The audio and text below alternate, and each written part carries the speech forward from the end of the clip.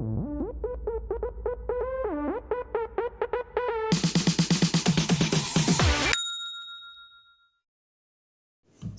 warahmatullahi wabarakatuh. Selamat malam. Berjumpa lagi di channel Satu Sagu Satu Rasa di Ngobrol Santai Meja Rakyat Kecil edisi kedua dengan topik Aku Adalah Aku. Ini topiknya filosofis sekali ya. Sangat. Pada malam ini saya kedatangan seorang kakak, seorang sahabat, saudari saya, segala-galanya bagi saya. Oh, terima kasih. Siap. Oke, bagaimana? Kak, siapa saya panggil ini? Anjaswari. Oke, Kak Anjas, sehat? Amin. Oke, semoga dijauhkan dari iblis yang lagi viral sekarang ya. Oke, mungkin Kak Anjaswari bisa memperkenalkan diri dulu, walaupun sudah ada bocoran sedikit. Silakan Kak. Iya, nama saya Novia Anjaswari. Oke. Kalian bisa panggil saya Anjaswari karena saya suka aja dipanggil Anjaswari. Nah, Jangan tanya alasannya, jangan. Oke. Saya bisa menyampaikan satu permintaan tidak? Khusus di meja rakyat kecil pada edisi kedua ini. Ya, silahkan saja. Saya pengen memanggil dengan ciri khas panggilan saya sehari-hari. Saya pengen memanggil dengan istilah mami. Kira-kira mengganggu tentang penilaian orang lain, menganggap itu konotasi buruk atau berkonotasi buruk atau gimana? Tidak apa-apa kalau saya mau konotasinya buruk ataupun sebaliknya, it's okay. Oke, berarti saya panggil mami ya? Iya. Oke, saya sedikit bercerita. Saya kenal sama mami sudah cukup lama ya mami. Sekitar tahun 2019 akhir. Saya bertemu sama beliau juga waktu itu karena gabut, kemudian nggak ada rutinitas, dan beberapa kawan-kawan takut atau beberapa abang-abang saya takut saya dihina-hinakan oleh suasana, sehingga saya diajak ke warung kopi. Kalau begitu saya ngopi dulu ya. Nah, harus ngopi. Karena kita berbicara tentang warung kopi, jadi kita ngopi dulu. Iya, sarapan dulu.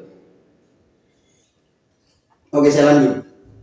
Jadi di situ saya bertemu sama beliau, pandangan pertama saya. Setelah perjalanan perkenalan itu, hubungan silaturahmi yang cukup intens. Akhirnya untuk mengkhususkan kedekatan kami, saya memanggil beliau dengan sebutan nama. Walaupun banyak orang yang mengatakan, wah, kamu dipungut di mana? Kamu dipungut di sampah mana, jalan mana? Itu beramat. Ya. Oke, untuk kawan-kawan jangan lupa stay tune terus, stay tune ya. Ya, stay aja. Stay aja gitu. Jangan lupa stay. Kita akan berbicara tentang topik yang sangat filosofis. Aku adalah aku. Oke. Saya mulai dari begini. Kalau kita melihat historis peradaban perempuan, itu sekitar 50 abad lamanya, itu diskriminasi ataupun eksploitasi perempuan sangat masif terjadi. Bahkan sempat saya baca literatur, seorang filsuf yang bernama Aristoteles pernah mengatakan bahwasanya perempuan itu adalah separuh tubuh anak kecil. Jadi kalimat itu begitu diskriminatif terhadap perempuan. Nah, kalau mami melihat tentang perkembangan peradaban perempuan, apakah diskriminatif ataupun eksploitasi dari perempuan itu masih berlaku atau masih tercium di negara kita sekarang?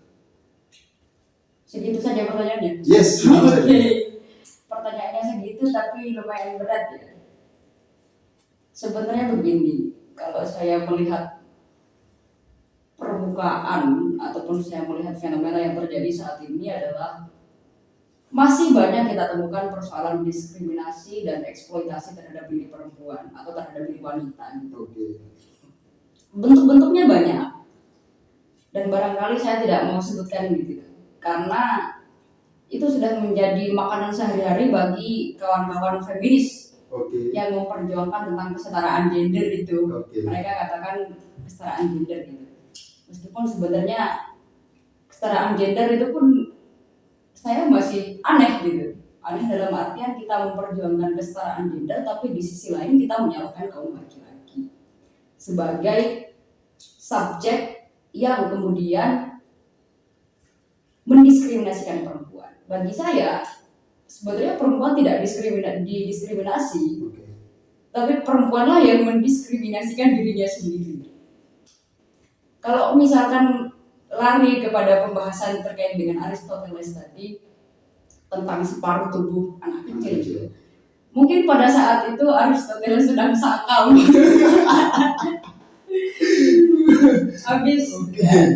habis apa saya tidak tahu, mungkin sedang sakau waktu itu, atau mungkin juga Aristoteles ini termasuk orang-orang yang patah hati gitu. Jadi mungkin cintanya dulu beliau pernah ditolak oleh seorang perempuan, sehingga salah satu cara dia membalas adalah dengan cara itu gitu kan. Iya, karena beliau menyadari bahwa beliau akan punya nama barangkali, sehingga dia memunculkan sebuah wacana yang demikian gitu. Cuma kalau melihat realitas pada saat itu ya wajar-wajar saja beliau mengatakan hal demikian gitu. Karena memang benar terjadi, dan saat ini pun kita masih bisa menyaksikan itu. Banyak sekali pemandangan-pemandangan yang tidak enak lah untuk dipandang. Tapi buat kaum laki-laki itu enak. Enak gitu kan. Enak dalam artian ya lumayan lah buat tontonan. Tapi kalau saya sedikit menyinggung tentang historis lagi. Kalau kita melihat kesepakatan yang disepakati dunia, itu kan mayoritas berbasis pada ethics of right, atau etika berbasis hak. Kemudian lahirlah gerakan feminis dengan semangat ethics of care, etika kepedulian untuk sebagai salah satu gerakan untuk mengkonter kesepakatan ataupun paham-paham yang berbasis pada etika, yang berbasis hak. Kalau Mami melihat historis itu kemudian dikaitkan sama peran perempuan sekarang, itu kira-kira masih relevankah perempuan untuk menggunakan semangat etik of care itu, atau justru ya sebenarnya itu gak perlu etik of care atau etika kepedulian itu, karena sebenarnya perempuan tidak didiskriminasi, tetapi dia mendiskriminasi dirinya sendiri, seperti yang Mami katakan tadi. Iya, kalau berbicara relevan dan tidak relevan, barangkali melihat situasi dan kondisi saat ini ya bolehlah kita katakan itu relevan. Cuma ada hal yang membuat saya menjadi agak sedikit tergelitik gitu kan. Tergelitik dalam artian kenapa kerap kali ketika sesuatu hal yang sifatnya diskriminasi, yang mereka sebut diskriminasi itu kemudian seolah-olah ini adalah pekerjaannya laki-laki. Jadi subjeknya laki-laki mengobjektifikasi para perempuan. Salah satu bentuk objektifikasinya adalah melalui domestikasi. Jadi perempuan itu sudah diberikan tempat ya di ruang-ruang tertentu, nggak boleh kemudian mereka show up, menunjukkan atau mengekspresikan dirinya gitu kan.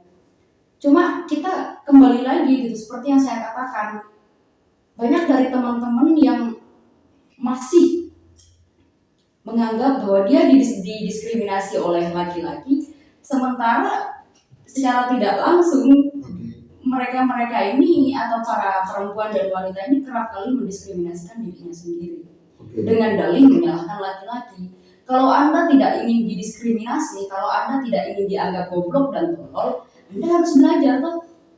Anda harus memiliki daya, memiliki kekuatan untuk keluar dari stigma itu, untuk keluar dari cap itu. Tapi sejauh ini kan tidak. Malahan yang kita temukan kaum cewek-cewek ini malah lebih gandrung terhadap fenomena fetisisme yang sering kita temukan pada saat ini gitu. Perempuan hanya tertarik ketika melihat tren baju terbaru apa gitu. Yang kemudian lari lagi, lipstick yang terbaru apa. Jarang sekali kita temukan mereka ini dalam sebuah perkumpulan dengan rekan-rekan perempuannya membahas persoalan yang yuk kita berdiskusi misalnya. Dan bahkan titel-titel sebagai seorang ketua yang disandang oleh para cewek-cewek ini, saya sebut cewek saja ya, karena kalau wanita nanti dibilangnya wanita itu kayak terlalu wani dicontoh kalau yang orang gitu. Kalau perempuan nanti terlalu ke feminis gitu. Sementara kan saya ini ya saya adalah saya, aku adalah aku gitu. Aku yang tidak tahu apakah aku ini feminis atau apakah aku ini para kaum yang itulah pokoknya gitu kan. Jadi saya belajar untuk memposisikan diri sebagai saya saja yang tidak memihak kepada keduanya itu. Saya tertarik satu poin yang menarik yang Mami angkat, bahwasannya perempuan realitas sekarang banyak tertarik kepada fashion, katakanlah gitu, kepada brand-brand terbaru, perkembangan fashion dan sebagainya. Itu kan kalau kita lihat bahwasannya perempuan ini dibentuk, ya kan?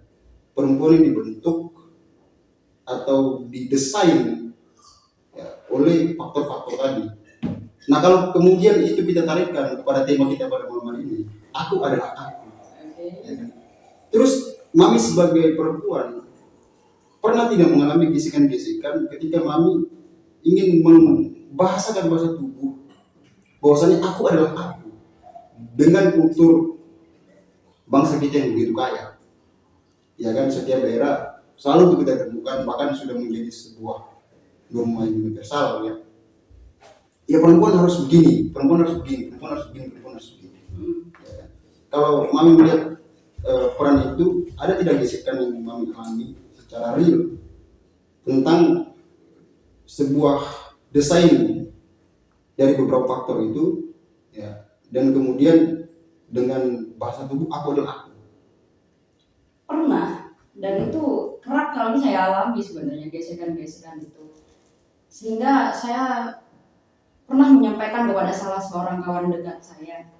Saya merasa saya ini adalah anak buangan yang terlempar begitu saja, jadi ya udahlah kau keluar saja. Kami tidak butuh perempuan macam Anda yang memberikan cap atau label negatif bagi desa kita.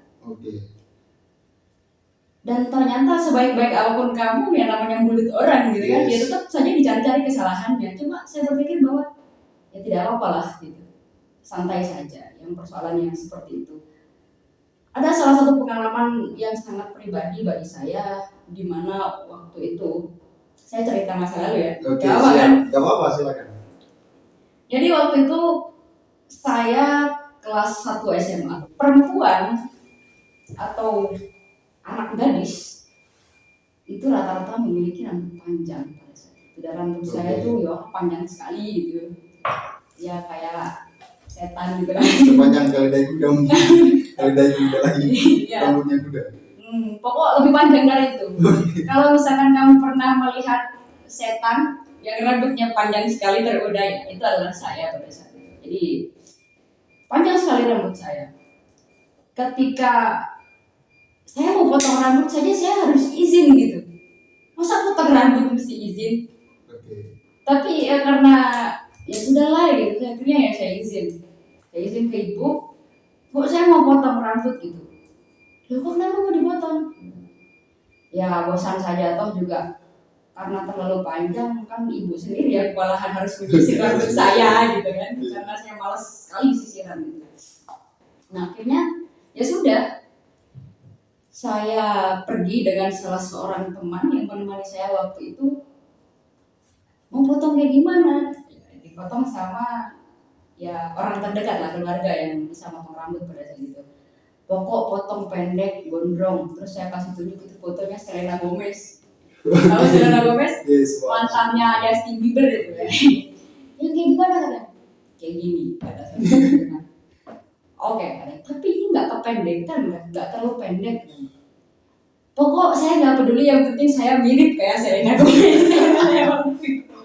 Padahal itu sebenarnya sesuatu yang mustahil gitu kan. Ya sudah, tiba-tiba akhirnya dipotong dan betul potongannya itu sangat mirip dengan Selena Gomez gitu. Dan saya merasa, oh saya Selena Gomez gitu kan. Tiba-tiba ketika saya pulang, kaget loh orang tua itu. Dimarahi kan saya. Kalau seandainya saya tahu, saya botakin mas. Perkataan orang tua pada saat itu. Tapi ya saya anggap itu hanya sebatas ya sudah lah gitu. Toh juga rambut bisa panjang, ya dengan santai ya gitu. Karena kakak secara karakter ya apa gak degil gitu lah, susah diatur gitu. Kira-kira semenjak kapan Mami mencoba untuk mendobrak kultur-kultur ataupun sebuah ketentuan-ketentuan di masyarakat yang mengatur atau mendesain bagaimana perempuan berperilaku, bagaimana perempuan berpakaian itu sejak kapan? Kalau ditanya semenjaknya saya kurang ingat ya, cuma mungkin semenjak saya bisa merasakan banyak banget sih aturannya gitu. Oke, siap. Kok kayak mau potong rambut tuh dia harus ada aturannya gitu kan. Itu mungkin, tapi tepatnya itu saya kurang tahu. Saya boleh merokok gitu. Iya, silakan. Iya. Ini meja rakyat kecil, jadi silakan menikmati. Nggak ada tulisan dilarang merokok kan? Nggak ada. Pom bensin Masih berarti. mungkin nggak berlaku sih. Berarti Karena pom rokok bensin. merupakan satu bahan untuk memancing imajinasi. Oke. Jadi saya boleh lanjut. Oke, silakan. Kalau ditanya tepatnya kapan itu saya kurang tahu. Oh, ya terima kasih. Sami-sami atau sama-sama atau you welcome? Terserah.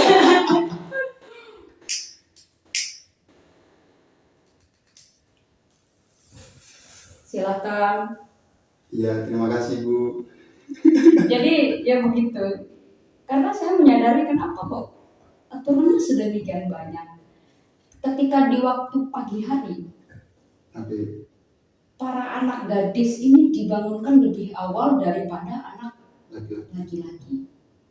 Dibangunkan lebih awal untuk nyapu halaman, mencuci, membantu ibu memasak, Oke. beres-beres rumah dan lain sebagainya. Sementara kok kalau anak laki-laki tidurnya telat bangun, itu ya seolah-olah ada semacam pemakluman. Oke. Telat bangun kan teman-temanku, karena di lingkunganku tuh memang kebanyakan laki-laki gitu. Kakak tingkatku tuh ya laki-laki semua di kampung itu. Saya sendiri cewek waktu itu. Saya kan merasa kalau cowok anak-anak laki-laki bangunnya lebih lama dan lebih siang, dan mereka pun bangun-bangun itu langsung ngopi, langsung merokok, nongkrong gitu kan. Sementara saya kok repot sekali gitu, bangun tidur saya harus nyapu, bangun tidur saya harus bantu memasak, mencuci piring dan segala tetek bengeknya gitu yang harus saya lakukan. Terus jadi mikir, loh tapi itu kok anak tante yang itu bangun telat kok nggak apa-apa gitu kan, nanya ke ibu kan, kok nggak apa-apa gitu. Ya wajar saja, namanya juga laki-laki, itu katanya. Kemudian ketika sore hari pulang sekolah itu sore hari, kalau teman-teman saya kakak-kakak tingkat saya yang laki-laki itu mulai nongkrong, ada puncak di sana. Oke, di Mereka- tempat daerah Mami. Jadi mereka mulai habis mandi itu pulang sekolah langsung bawa motor, bawa rokok, nongkrong di puncak. Sementara saya itu enggak. Saya mesti bantuin lagi untuk mencuci piring, memasak untuk makan malam, mengangkat jemuran, melipat baju dan seterusnya gitu. Saya bertanya lagi, kenapa kok dia itu boleh gitu, sementara saya harus begini, harus repot-repot dan nggak bisa menikmati masa-masa ketika saya pengen nongkrong gitu. Oke. Terus ya wajar saya, namanya juga anak cowok, Anak keluyuran itu wajar. Itu kemudian membuat saya berpikir, dari mana datangnya, dari mana asalnya pemakluman itu? Kok ketika laki-laki itu maklumlah, wajarlah, namanya juga laki-laki. Namanya juga laki-laki gitu. Bagaimana ketika saya jadi laki-laki, saya kemudian mikir gitu, apa saya jadi laki-laki saja gitu kan? Jadi saya bosan gitu, jadi saya muak mengerjakan sekian banyak rentetan pekerjaan yang harus saya selesaikan. Belum lagi ketika menjelang habis maghrib, saya harus pergi belajar mengaji. Ya, saya belajar mengaji juga meskipun kayak gini ya. Siap. Saya belajar mengaji sampai jam 8 kira-kira itu saya pulang mengaji, baru saya disuruh belajar. Subuh itu gak selesai. Subuh itu saya mesti ngaji lagi. Saya habis ngaji saya mesti ya beres-beres dengan rutinitas, dan itu terulang-ulang. Dan ada salah seorang teman saya perempuan itu, dia nggak dipaksa kayak gitu sama orang tuanya. Oke. Jadi aku respect sih sama ayahnya temenku itu, iya. Jadi dia bilang ke anaknya itu, kamu nggak perlu mengerjakan yang kayak gitu, cukup kamu belajar saja. Oke. Jadi sementara saya enggak, banyak saya harus belajar juga, saya harus repot-repot juga gitu. Akhirnya saya jadi pengen kayak gitu. Tetapi ternyata memang kenapa orang-orang tua itu memaksa anaknya untuk melakukan pekerjaan rumah seperti itu, ya karena orang tua paham bahwa kita tidak mampu membaca masa depan. Oke, suatu kalimat yang filosofis ya. Iya. Saya pengen sedikit menyinggung persoalan pengalaman mami. Mungkin saya berkenalan sama mami terhitung ya baru 2 tahun lebih. Tapi dari perjalanan perkenalan itu saya melihat mami satu sosok yang kemudian memotivasi saya bahwasannya berani melawan gebrakan ketentuan-ketentuan yang banyak kultur menyepakati itu. Ya, kayak contoh, ya perempuan harus begini, perempuan nggak boleh keluar malam, perempuan nggak boleh merokok, perempuan harus memakai jilbab, dan banyak lagi ketentuan-ketentuan itu. Nah, selama perjalanan 2 tahun saya mengenal mami, saya lihat mami cukup konsisten melawan itu. Ya bisa dikatakan menjadi salah satu motivasi saya kan. Motivator saya. Nah, saya pengen tanyakan dalam perlawanan itu tentang berbagai macam aturan yang mengikat pada perempuan.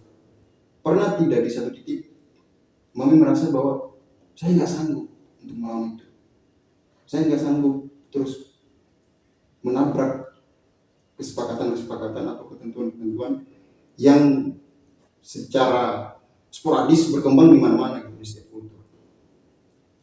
Pernah. Dan itu kalau tidak salah waktu saya semester 2 atau semester 3 ya, saya kurang ingat gitu. Tepatnya kapan.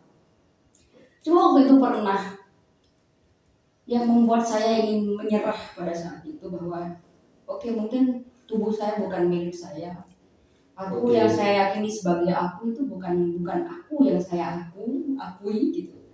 Akunya saya itu adalah milik orang lain, akunya saya adalah milik orang tua, milik lingkungan, milik Tuhan, dan milik yang lainnya, mungkin milik negara juga.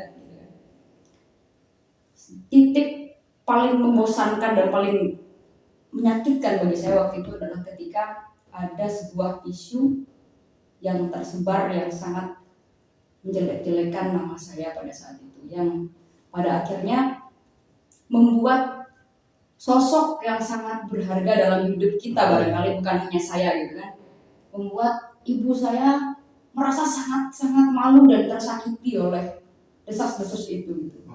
Jadi ada seseorang lah yang menyebarkan desas-desus tentang Ovi itu katanya sekolah keluar. Ini kalau saya tidak salah ya, ini pasti saya lebih-lebihkan ini. Cuma intinya begini, kesebar foto seksinya di Facebook sampai pangkal pahanya itu kelihatan. Nah, isu itu yang kemudian membuat sosok yang paling lembut dan tulus ini menjadi sangat sakit gitu.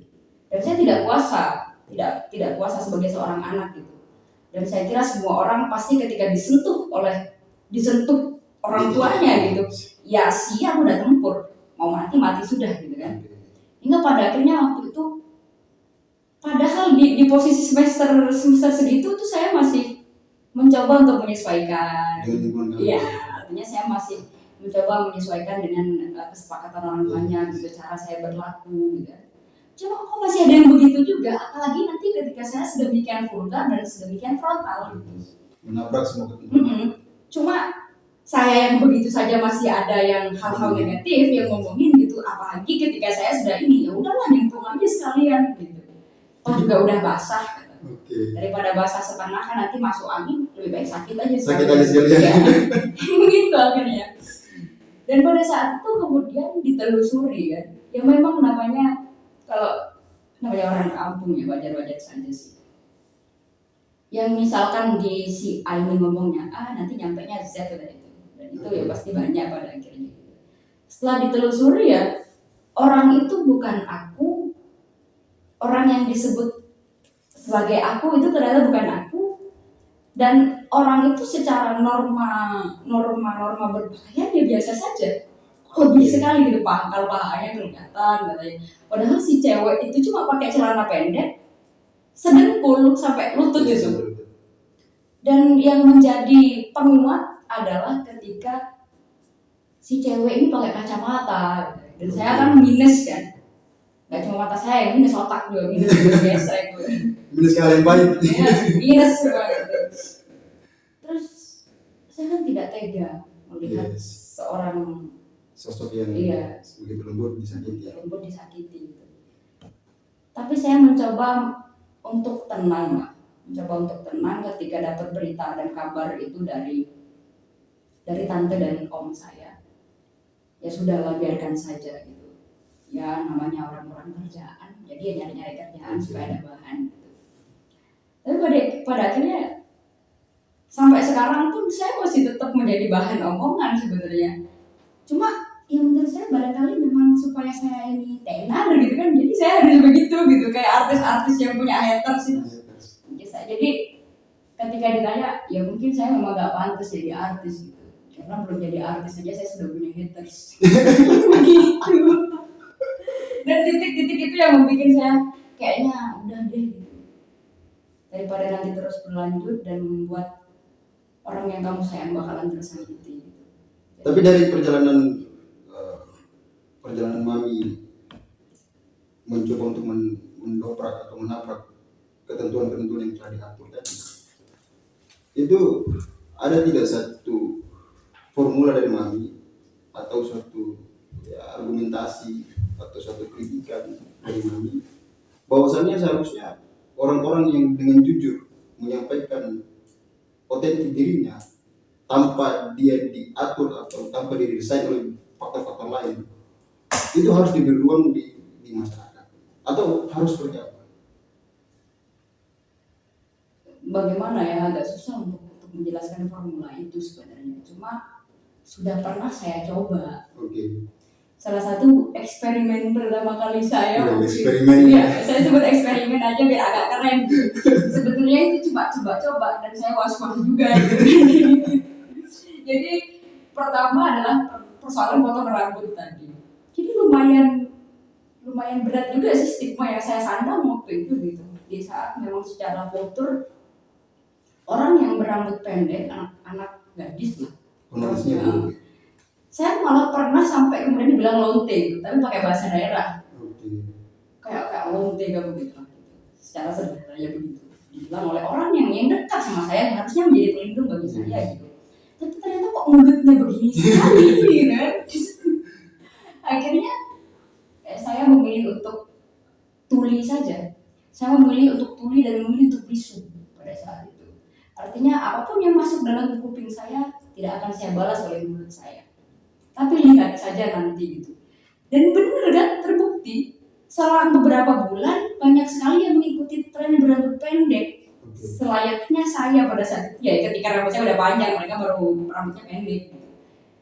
Terus beberapa saat kemudian saya mencoba lagi sebuah formula baru lah gitu, sebuah eksperimen kedua, di mana pada saat itu sedang tren menggunakan baju tradisionalnya budaya lain, suku lain, bukan suku asli, suku Sasak. Jadi banyak juga ada yang bilang ini terlalu norak, terlalu ketinggalan zaman gitu, nggak mengikuti tren. Terus juga sampai ada yang mengatakan ini terlalu seksi, bertentangan dengan agama, keteknya kelihatan, terus juga betisnya kelihatan. Ada yang sampai bilang seperti itu. Ya saya pilih seperti yang pertama, saya tutup kuping dan tutup mulut. Saya menjadi si tuli dan si bisu gitu. Ya, si bisu dan si tuli ini gitu. Nah, tidak beberapa lama kemudian, paling selang beberapa bulan ketika saya kembali bertandang di Malang, itu menjadi tren menggunakan baju adat yang khas dari suku Sasak, itu menjadi tren di kampung saya. Artinya, eksperimen kedua saya hasil. Selang beberapa waktu kemudian saya balik dan saya mulai mencoba menggunakan style baru. Saya tuh senang-senang kayak eksperimen gitu loh, meskipun itu was-was dan coba-coba. Jadi waktu itu saya ada sebuah acara yang harus saya hadiri dengan menggunakan pakaian adat. Cuma karena saya bosan pakai baju, saya anggaplah itu bosan gitu, saya pengen coba hal yang baru. Jadi saya memakai baju kebaya model lama, dan itu adalah milik salah seorang tante saya yang sudah menikah dan punya anak gitu. Jadi itu model lama banget. Oke. Jadi saya pakai itu. Awalnya sih orang nganggap kok begitu gitu. Siapa yang baru keluar dari alam mana kan ini? Iya, kok begitu gitu. Kok begitu. Orang-orang mulai pakai baju ada tapi dia kok begini katanya. Saya mah seperti biasa menjadi si bisu dan si tuli tadi gitu kan. Sudah. Saya nggak peduli itu mau orang ngomong apa gitu. Ya setelah beberapa lama banyak yang mengikuti tren itu. Oke. Artinya ketika ada upacara adat mereka menurunkan pakaian-pakaian lampau yang sudah bertumpuk bau, ya yang paling setara baunya itu setara kain kafan lah, karena itu sudah lama sekali bertumpuk di lemari itu. Dan mereka turunkan itu dan mereka pakai. Artinya apa? Hal-hal yang seperti itu kemudian adalah cara. Memang awalnya itu berat, memang awalnya itu stempel ataupun cap tadi itu. Ya kita pasti akan menyandang itu gitu. Cuma selama itu tidak bertentangan dengan norma ya kenapa harus risau gitu. Toh juga itu pakaian saya taruh di tubuh saya gitu. Bukan kemudian saya paksa nih pakaian taruh di tubuh kamu gitu kan. Repot. Orang-orang itu repot sebenarnya kok risau dengan tubuh saya sendiri gitu. Itu loh sebenarnya, cuma ya intinya adalah menjadi berani lah setidaknya. Menjadi berani mengambil risiko, berani bertanggung jawab terhadap segala akibat gitu. Karena saya masih mempercayai kalimat dari salah seorang guru saya yang mengatakan bahwa setiap keputusan itu berjalan lurus dengan konsekuensi. Oke. Setiap konsekuensi yang kamu tempuh dalam sebuah keputusan itu, ingat kamu pasti dapat kompensasi. Oke. Artinya pasti kamu dapat sesuatu itu. Dan itu saya masih meyakini hingga dengan detik ini.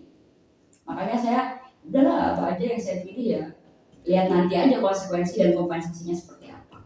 Setiap keputusan berjalan beriringan dengan konsekuensi. Iya. Dan setiap konsekuensi yang kamu lakukan pasti ada kompensasi yang akan kamu dapatkan. Ya, itulah itu kata guru saya ngutip ke beliau.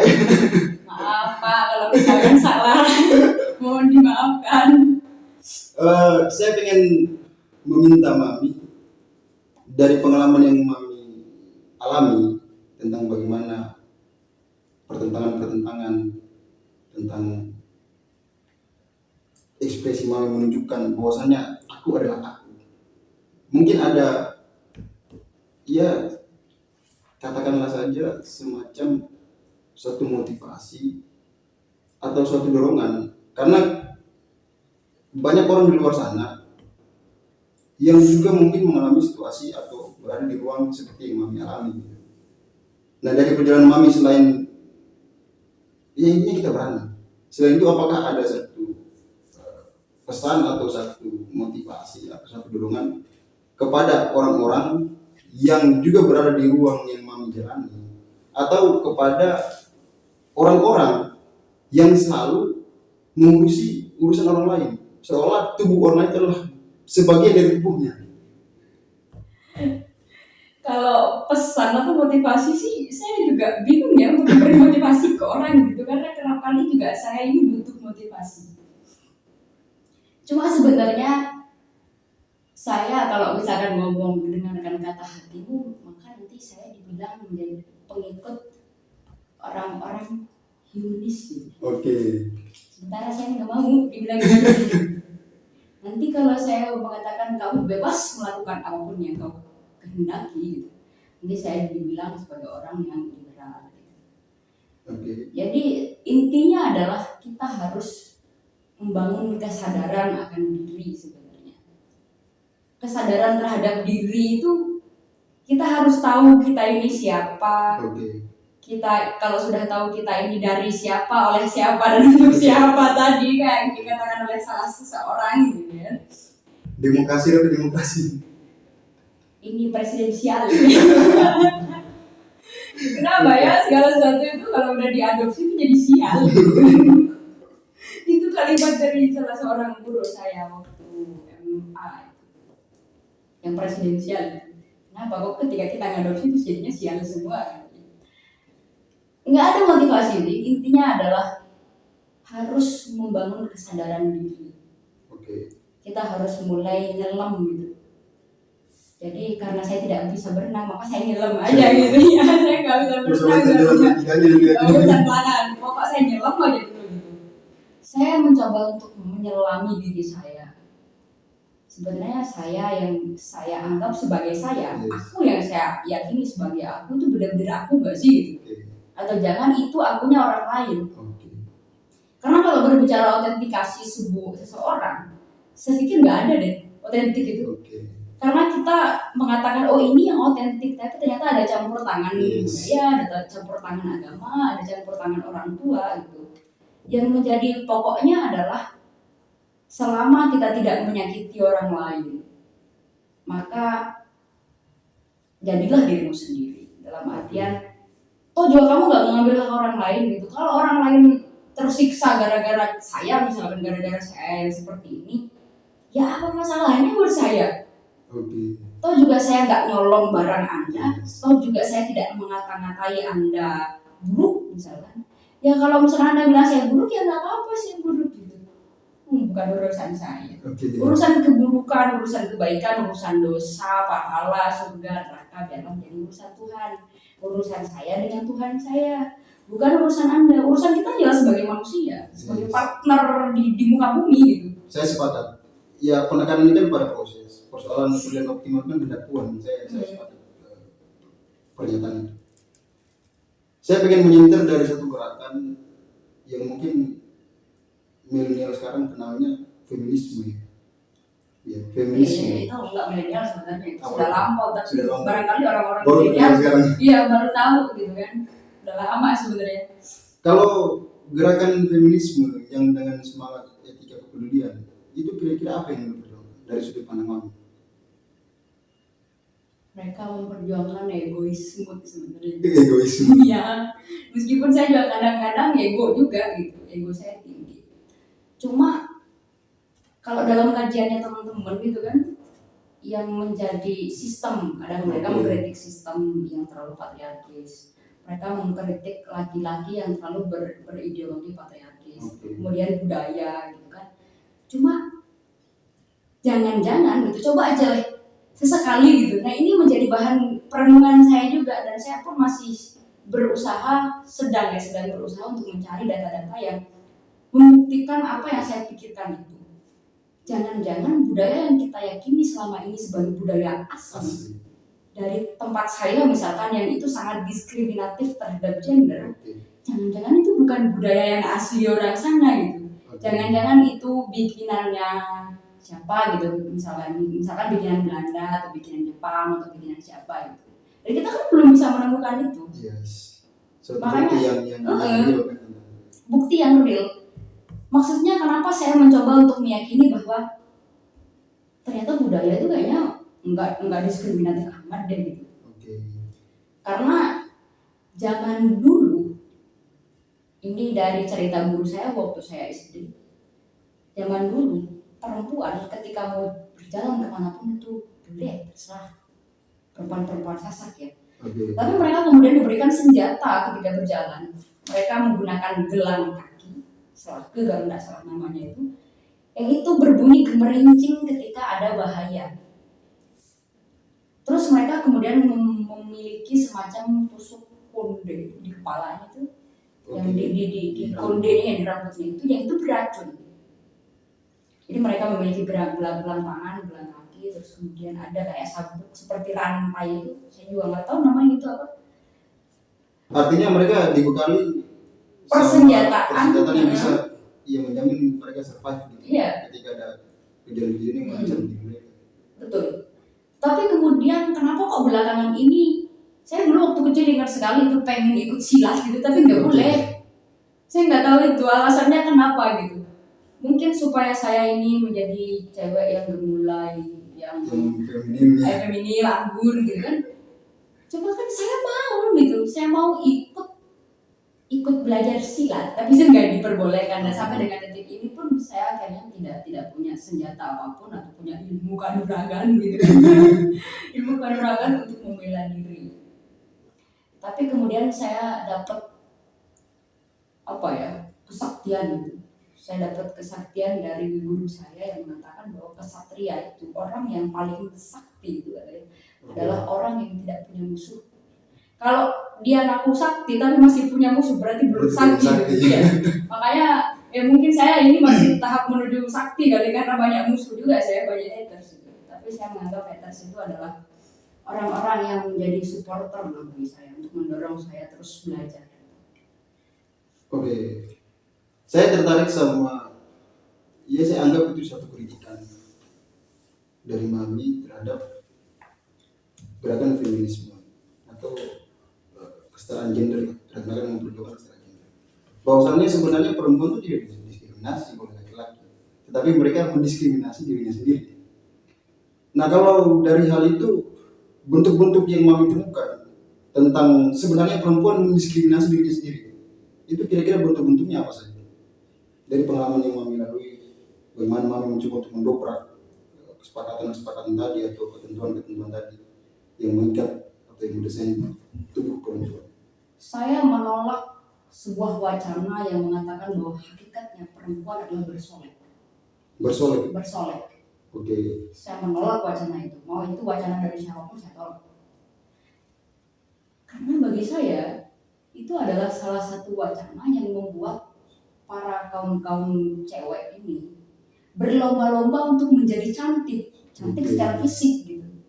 Tapi jarang sekali saya temukan, hanya beberapa ya dalam lingkup pergaulan saya, para perempuan atau para cewek-cewek ini yang ayo kita sama-sama belajar supaya kita pintar, supaya kita berani untuk satu forum sama laki-laki. Itu sangat bisa dihitung jari orang-orang yang saya temukan begitu. Kebanyakan memang para kaum perempuan ini berlomba-lomba untuk menjadi cantik secara fisik, tapi tidak pernah berlomba-lomba menjadi cantik secara nalar. Oke. Itu yang saya temukan. Seperti yang sudah di awal saya katakan bahwa ya apa sih tren baju terbaru gitu. Di Shopee sekarang ada promo 12-12 gitu. Jadi beli ini, beli itu, beli A, beli B gitu kan. Kenapa sih harus begitu gitu?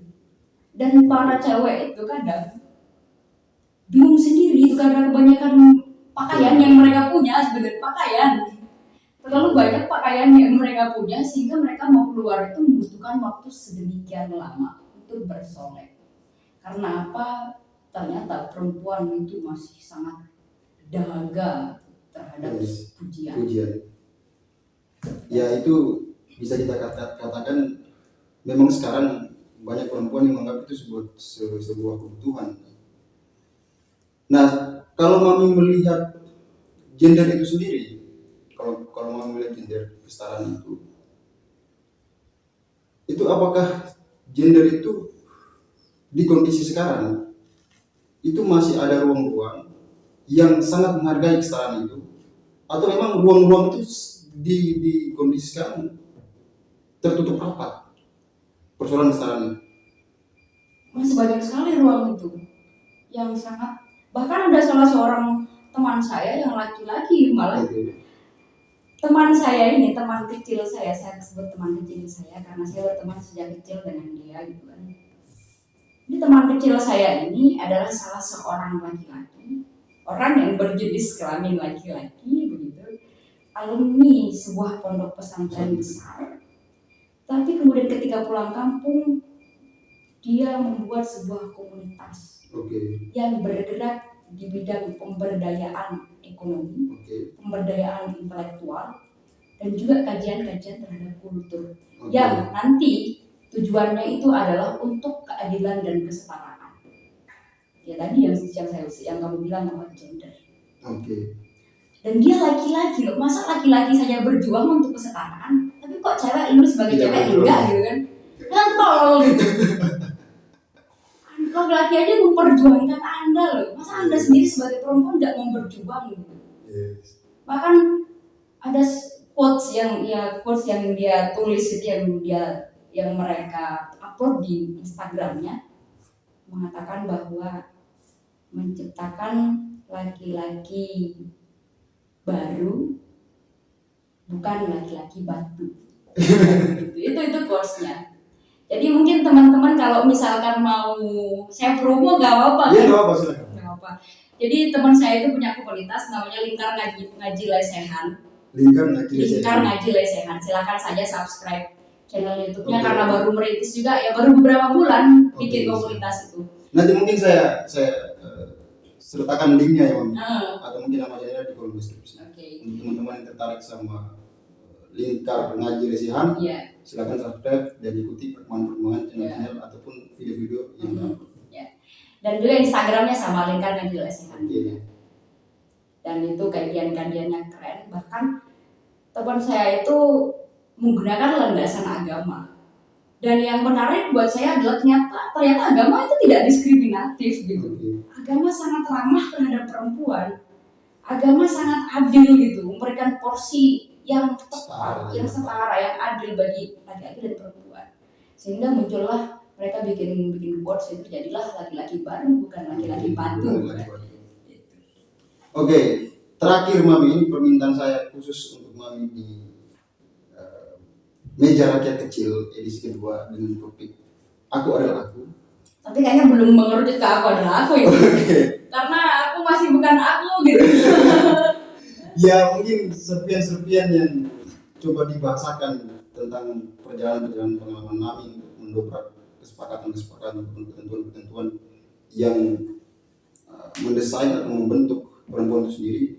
Ya satu serpian atau beberapa serpian yang pelan-pelan mencoba untuk merumuskan bahwasannya sebenarnya kita harus tampil sebagai aku, bukan aku orang lain. Oke, ini pertanyaan terakhir Mami. Pertanyaan terakhir dari saya di meja rakyat kecil. Saya minta Mami membuat satu kritikan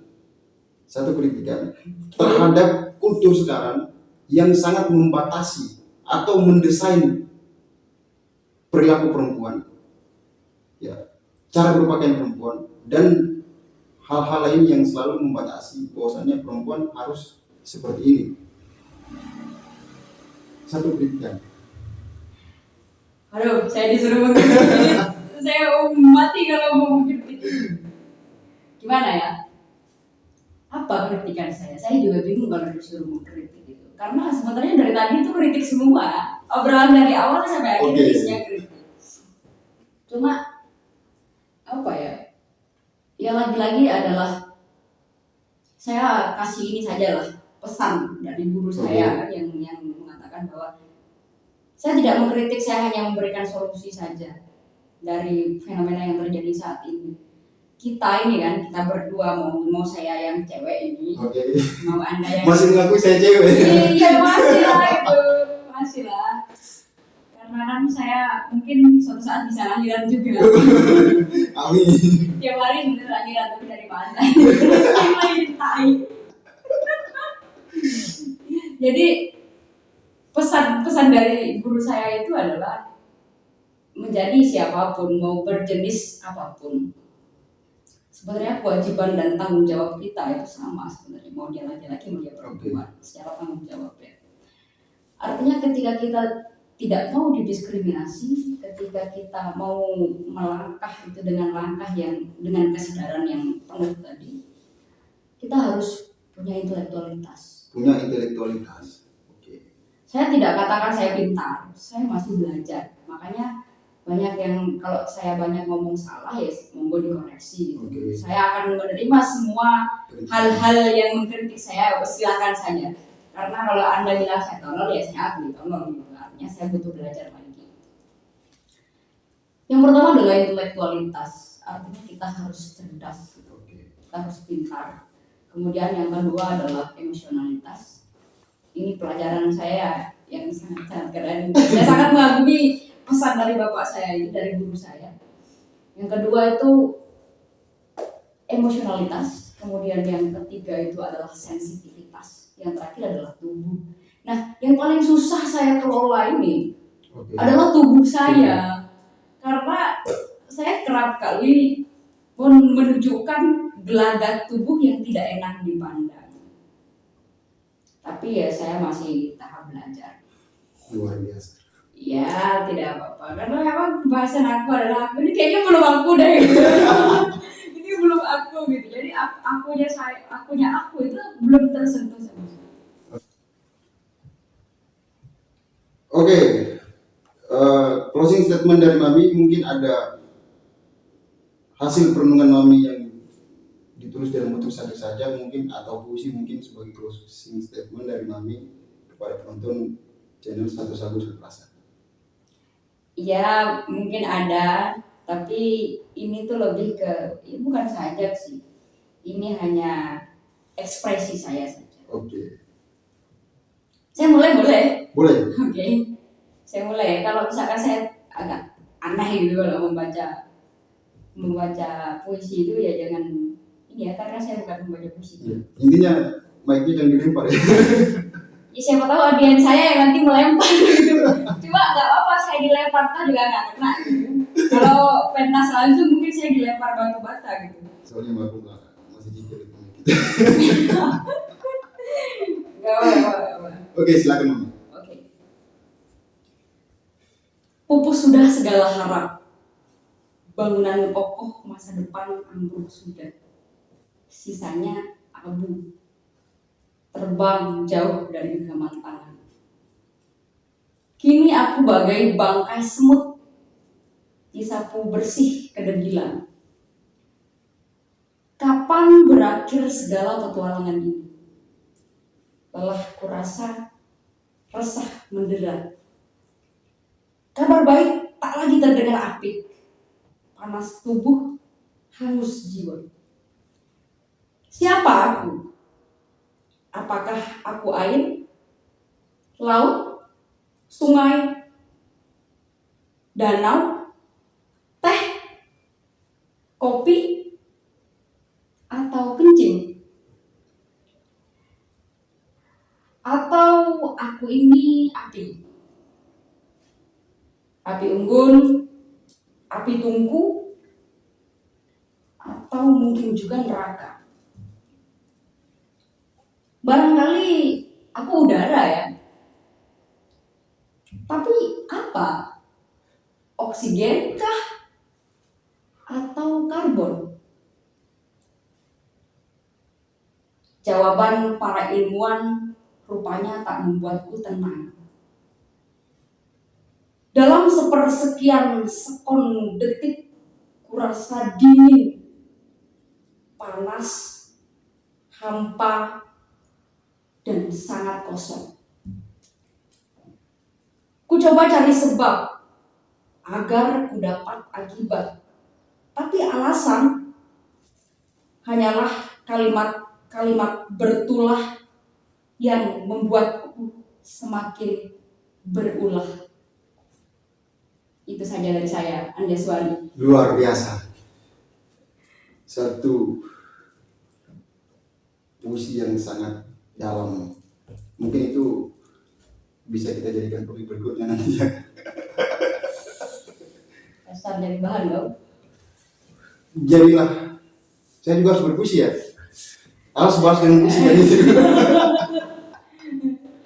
Kalau kata orang Jawa itu sakarapmu. Ya saya pengen katakan begini. Jadilah sosok yang selalu menjadi motivasi saya. Dan yang terakhir, jadilah mamiku dengan ciri khas yang selalu melekat pada dirimu. Dan jangan pernah putus harapan atau bahkan memutuskan nyawa karena omongan-omongan yang mencoba menggelitik kedalaman Mami menemukan aku adalah aku. Kira-kira begitu. Terima kasih Mamiku Novia Anjaswari. Ya. Luar biasa. Papiku. Kasihnya saya terima. Oke, nanti dikembalikan lagi setelah ini kasihnya. Enggak lah, sudah kamu kasih kok. Oke, mungkin seperti itu ngobrol santai di meja rakit kecil. Kita berjumpa lagi di podcast atau ngobrol santai meja rakit kecil edisi ketiga, tentunya dengan topik-topik yang gurih, renyah, bagaikan kerupuk. Iklan. Ini gak ada iklan, gak ada sponsor soalnya meja rakit kecil, itu ya selalu jadi sponsor. Terakhir dari saya sebagai penutup, saya ingin mengutip satu kalimat dari seorang sufi. Cari sendiri sufinya siapa nanti. Jalaluddin Rumi, dia mengatakan bahwa saja perempuan adalah wujud Tuhan. Oke, terima kasih Mami. Kita tos dulu, tos sebagai anak dan Mami. Ini terus kayak sekarang gitu. Omikron. Oke. Untuk kawan-kawan yang greget sama Mami saya untuk hadir di edisi berikutnya meja rakit kecil, silakan tinggalkan jejak kaki kalian, bukan jejak kaki, jejak jempol ya, di kolom komentar. Dan nanti saya sertakan juga nama channel ya Mami. Iya. Kemudian IG-nya kalau kawan-kawan tertarik silakan mampir, mungkin juga meninggalkan jejak di situ. Oke, sekian dan terima kasih. Kita ketemu lagi di ngobrol santai edisi berikutnya. Saya akhiri. Assalamualaikum warahmatullahi wabarakatuh. Selamat malam untuk kita semua. Malam. Yeah.